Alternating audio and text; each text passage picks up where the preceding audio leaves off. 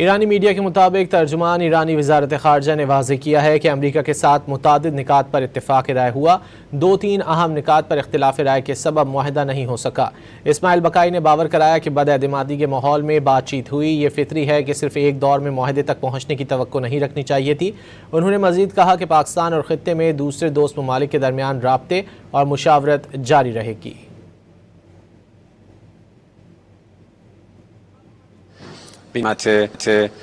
بینندگان محترم شبکه خبر،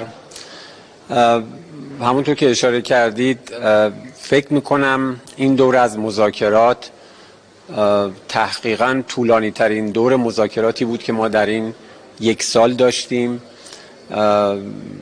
24-5 ساعته، یعنی دیروز صبح که بینندگان محترم شبکه خبر،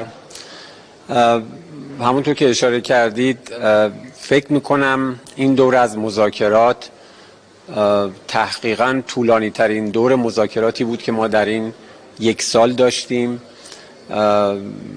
24-5 ساعته، یعنی دیروز صبح که بینندگان محترم شبکه خبر،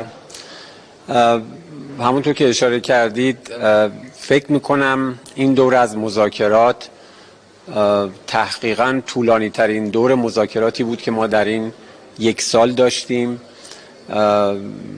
24-5 ساعته، یعنی دیروز صبح که